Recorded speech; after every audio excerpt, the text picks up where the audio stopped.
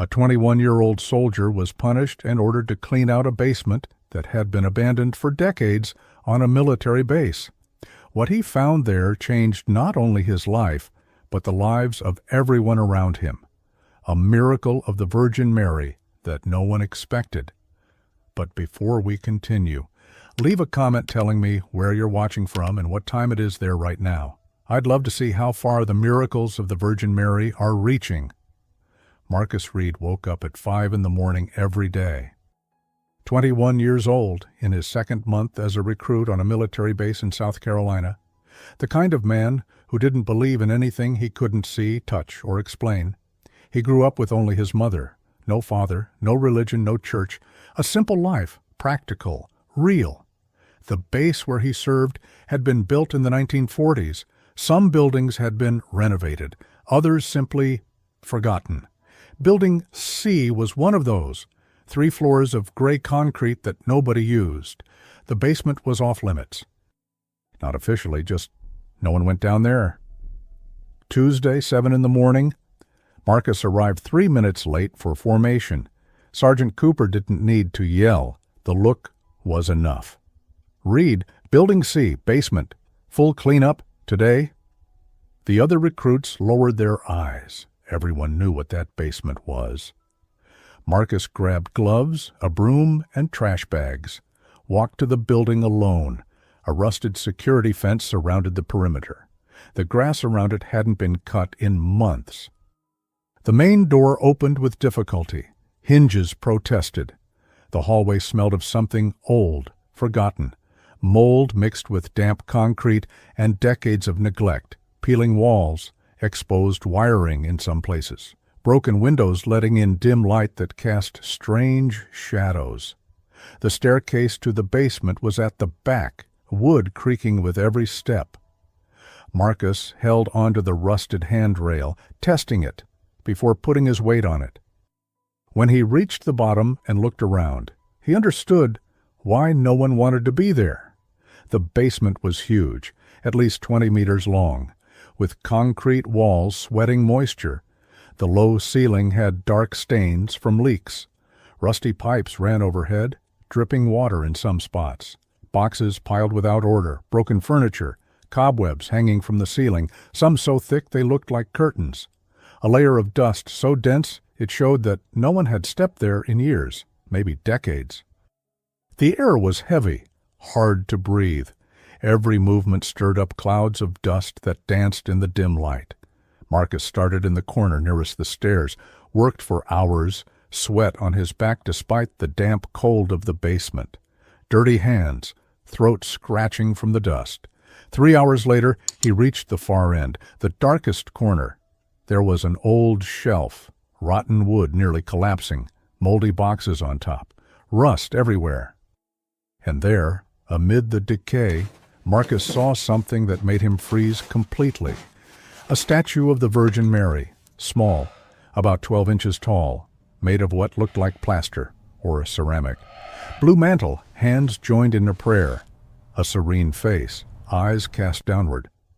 But something was completely wrong with that scene. Everything around it was destroyed. Rust, mold, decades of dust. The shelf itself was rotting. Marcus blinked, thinking he was seeing it wrong in the faint light. He leaned closer. He wasn't seeing it wrong. The statue was immaculate, as if someone had just placed it there that very morning. No dust, no stains.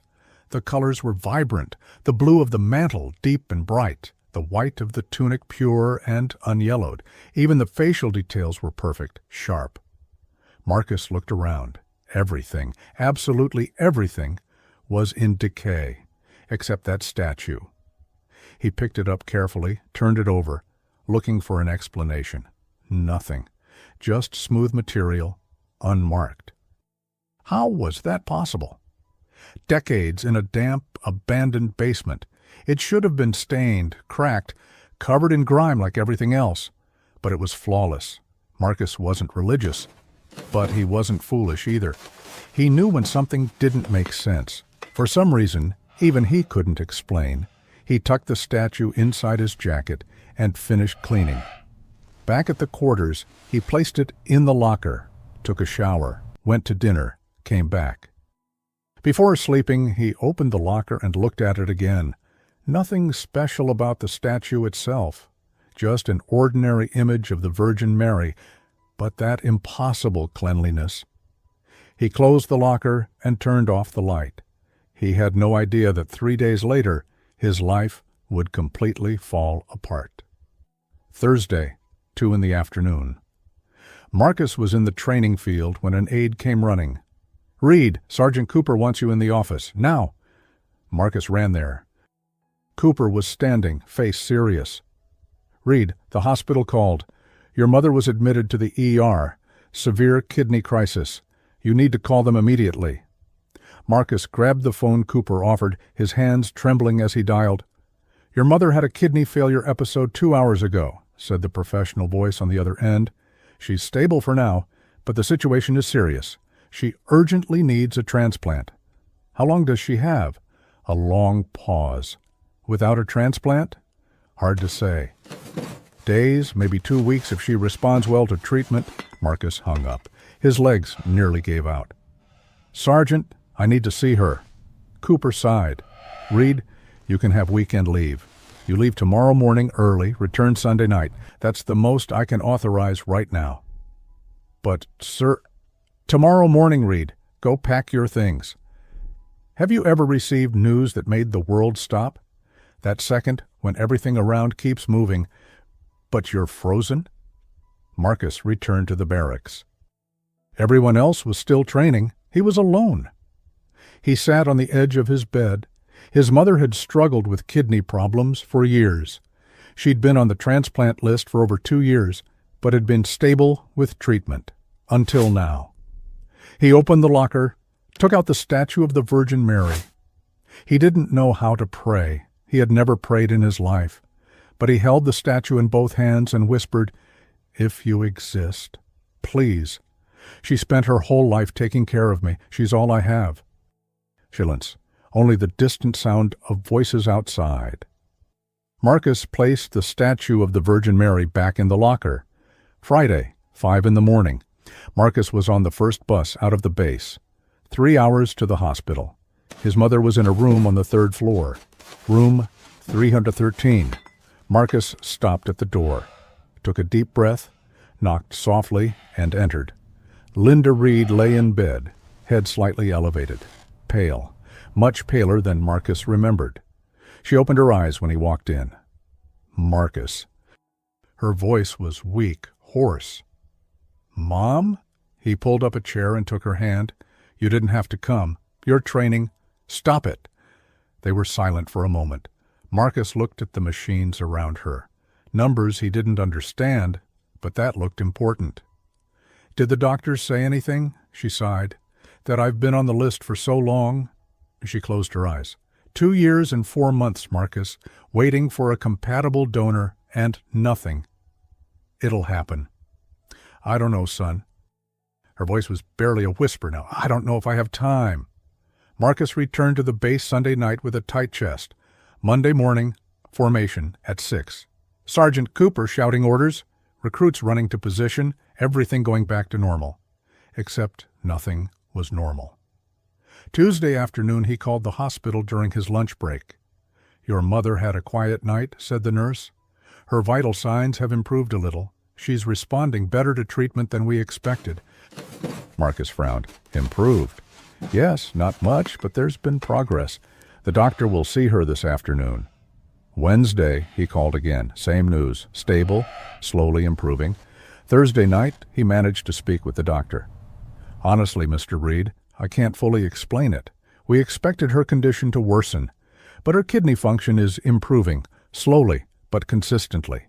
It's not the typical pattern." Marcus hung up and stared at the phone. That night, before bed, he took the statue of the Virgin Mary from the locker. He just held it for a few minutes and whispered a thank you. Jackson, who slept in the bed next to his, got up to go to the bathroom and saw him. "You pray now?"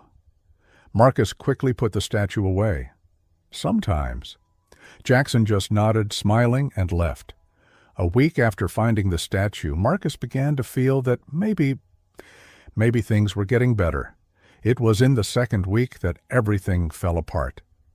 Thursday, noon.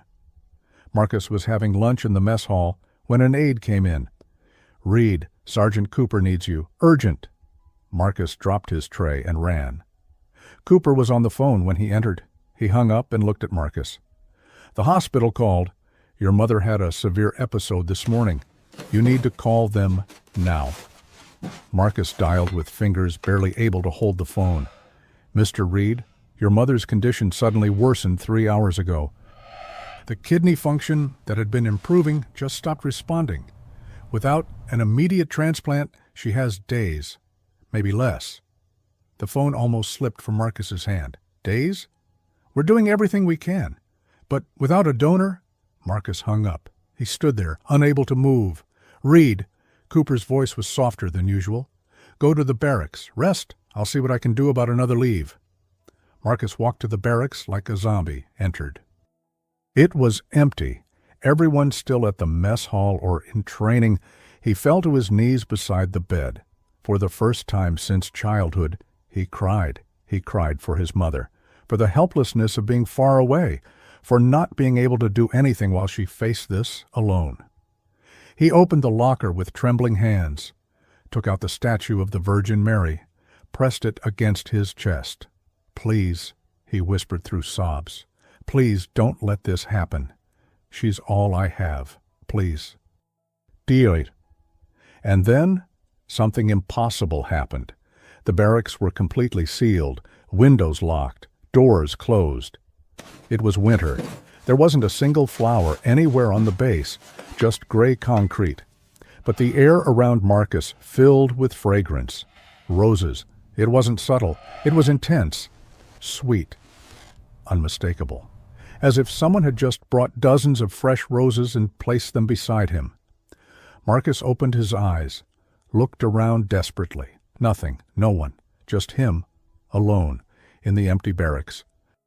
But the scent was there, real, tangible, filling every inch of the space like an invisible embrace. And with the perfume came something he couldn't name. It was peace, deep, unexplainable, a sensation that he was not alone. The fragrance lasted perhaps 2 minutes, then it vanished as suddenly as it had appeared. Marcus remained kneeling there, holding the statue, tears still wetting his face. But something fundamental had changed. He could breathe again. He heard voices approaching. The squad returning. He quickly wiped his face with his sleeve and tucked the statue of the Virgin Mary away. Jackson was the first to enter. He stopped when he saw Marcus. "Reid? Man, are you okay?" The others came in behind him, Davis, Johnson, Thompson, Stevens.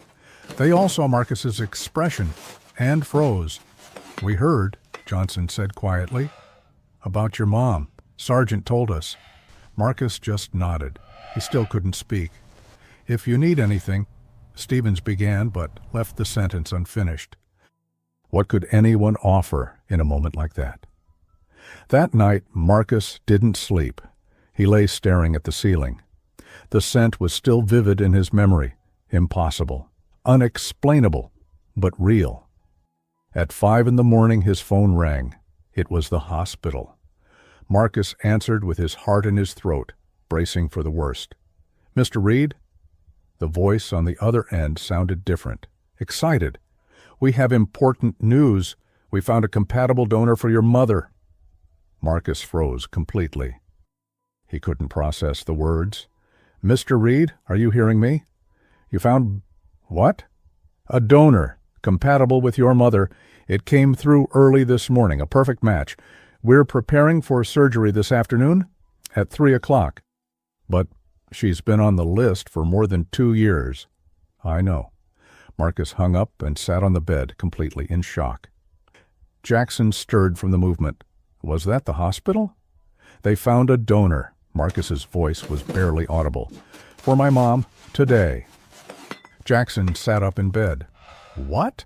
After 2 years on the list, it happened. The noise woke the others. Davis lifted his head. "What's going on?" Reid's mom, Jackson explained. They found a donor. Silence filled the barracks. Yesterday she was critical, Thompson said slowly. And today a donor just shows up? Marcus didn't answer. He only looked at the locker where he had placed the statue. The hours until 3 in the afternoon were the longest of Marcus's life. He tried to focus on morning training, but his mind was miles away. Sergeant Cooper excused him from afternoon drills. Marcus stayed in the barracks, phone in hand, waiting. 3:15, 3:30, 4 o'clock. They had said the surgery would take between 4 and 6 hours. 6 o'clock? 6:30. Marcus paced back and forth in the barracks. The squad returned from dinner, but no one made a sound. They all just entered quietly and waited with him. At 7:45, the phone rang. Marcus answered before the second ring. "Mr. Reid, the surgery has been completed. It was a total success. The transplant is functioning perfectly. Your mother is in recovery." Marcus had to sit down. His legs simply gave out. "She's going to be okay?" "Yes.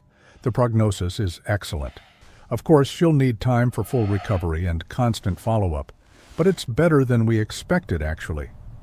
When Marcus hung up and looked around, he realized the entire barracks was silent. Everyone was watching him. "It worked," he said, his voice breaking. "The surgery worked. She's okay." For a second, no one moved. Then Johnson began to clap, slowly at first. Davis joined in, then Jackson. Within seconds, the entire barracks was applauding. Sergeant Cooper appeared at the door. "What's going on here?" "Reid's mother, sir," Jackson explained. "She got the transplant. The surgery was a success." Cooper looked at Marcus for a long moment. Then he gave a small nod and left. That night, Marcus finally slept. For the first time in 2 weeks, he slept deeply. In the following weeks, he called the hospital every day. Always good news. His mother was recovering beyond expectations. Her body had accepted the transplant without complications. The doctors were impressed with her progress. 4 weeks after the surgery, she was discharged. "It's one of the best outcomes I've ever seen," the doctor said at the final appointment. "Her recovery rate is far above average." The transplant went perfectly. Marcus finished basic training a week later. He was granted 10 days of leave before the next phase. When he arrived home, his mother was waiting for him at the door. She looked like a completely different person. Her face had color again. Her eyes sparkled. She was truly smiling for the first time in years. "My son." She hugged him tightly. Marcus held the embrace for a long time. He could feel her strength. She was really well. They spent the first 2 days just talking. She wanted to know everything about his training. He wanted to hear every detail about her recovery. On the third day, while they were having coffee in the kitchen, Marcus told her. He told her about the basement, about the statue of the Virgin Mary that couldn't be cleaned, about the prayers he didn't know how to say, about the moment she got worse and he thought he was going to lose her, and he told her about the fragrance. His mother listened in silence, tears streaming down her face. "Did you bring the statue of the Virgin Mary?" she asked when he finished. Marcus went to the bedroom and came back with it. He placed it in her hands. Linda Reid held the statue carefully, gazing at the Virgin Mary. "She was watching over us," she whispered. "The whole time. Over you, over me. She was watching. Mom, I want you to keep her. She saved your life. She should be here with you. But son, please. She belongs to you now." His mother nodded, unable to speak. She just hugged the statue to her chest. On the 4th day of his visit, Marcus woke up early and saw through the window that his mother was in the backyard garden. He went down and stepped outside. She was on her knees, planting something. "What are you doing?" "Planting roses." She looked up at him with a smile. "Yellow, red, white ones. They'll bloom in the spring." Marcus looked around and saw that the statue of the Virgin Mary was there, in the center of what would become the garden, leaning against the wooden fence. "I thought she would look beautiful here," his mother said, surrounded by flowers, a special place. Marcus knelt beside her. He took one of the seedlings and began to plant it. Mother and son worked in silence. They didn't need words. They were simply planting life around the statue that had changed everything. When they finished, they stood there for a few minutes, just looking. "Marcus," his mother said softly, "do you believe in miracles now?" Marcus looked at the statue. He thought about the abandoned basement where it all began, about the impossible cleaning that made no sense, about the fragrance of roses that filled an empty barracks, about the donor who appeared just when they needed one, after 2 years of waiting. "Yes, Mom, I believe." She smiled and went back to working in the soil. Sometimes miracles don't come with thunder and lightning. They don't come with obvious signs written in the sky. Sometimes they arrive quietly, in forgotten basements where no one has looked for decades. And sometimes that's exactly what we need. A reminder that we're not alone, that there is something greater watching over us, especially in the moments when we doubt the most. Marcus returned to the base on Sunday. When he opened the locker to store his things, he noticed the empty space where the statue of the Virgin Mary used to be. For a moment, he missed it, but then he smiled. She was exactly where she was meant to be, in a garden surrounded by roses. And look, if you made it this far, to the end of Marcus's story, do something for me. Write in the comments, "Basement," the place where it all began, where a statue that couldn't be cleaned changed everything. I want to see how many hearts this story truly touched. And every time I read "basement" in the comments, I'll know that one more person believes that miracles of the Virgin Mary still happen. If this story touched your heart, subscribe to the channel and activate the bell. Write in the comments about a miracle you have witnessed or experienced, and share this video with someone who needs to renew their hope today. May the Virgin Mary continue to bless and protect you and your family. Amen.